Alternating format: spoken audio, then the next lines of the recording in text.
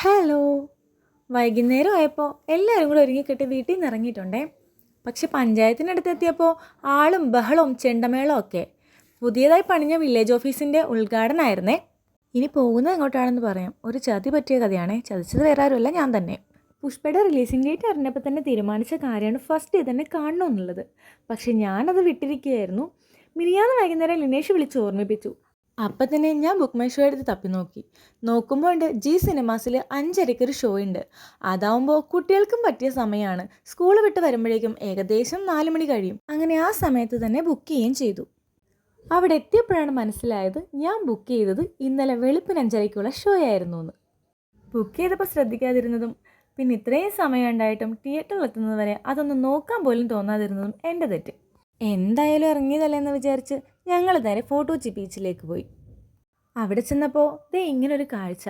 ഇത് കണ്ടപ്പോൾ പണ്ട് ഭാവനയുടെ വീട്ടിൽ 100 പ്രാവുകൾ അല്ല 99 പ്രാവുകൾ ഉണ്ടായിരുന്ന കഥ ഓർമ്മ വന്നു. പക്ഷെ അപ്പോഴും പൈസ പോയ സംഘടന അലട്ടിക്കൊണ്ടിരിക്കുന്നുണ്ടായിരുന്നു. പിന്നെ ഇടദിവസം ആയതുകൊണ്ടാണെന്ന് തോന്നുന്നു ബീച്ചിൽ അത്ര വലിയ തിരക്കൊന്നുമില്ല. പിള്ളേർ അവിടെ ഇവിടെയൊക്കെ കുറച്ച് നേരം ഓടി നടന്നു. വളരെ ശാന്തമായൊരു അന്തരീക്ഷമായിരുന്നേ. പക്ഷെ എന്തൊക്കെ കണ്ടിട്ടും മനസ്സിൽ നിന്ന് ആ വിഷമം അങ്ങോട്ട് പോണില്ല.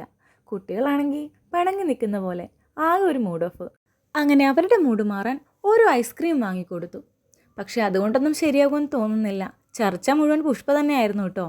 സ്കൂളിൽ നിന്ന് കൂട്ടുകാരോടൊക്കെ പുഷ്പയെപ്പറ്റി തള്ളി മറിച്ചിട്ടാണ് പോന്നേക്കുന്നത്. അതിനിടയ്ക്ക് ദേ ഇങ്ങേരെയും കണ്ടു. ക്രിസ്ത്യാനോയെ നൈസായി ഒഴിവാക്കി ഞങ്ങൾ ഓരോ ഐസ്ക്രീം വാങ്ങി അങ്ങ് കഴിച്ചു. പിന്നെ കുട്ടികളെ ഒരു വിധത്തിൽ പറഞ്ഞ് സമാധാനിപ്പിച്ച് വീട്ടിലേക്ക് തിരിച്ചു പോന്നു. അപ്പോൾ ഉണ്ട് ഉദ്ഘാടനം കഴിഞ്ഞ് വില്ലേജ് ഓഫീസ് കുട്ടപ്പനായിരിക്കുന്നു.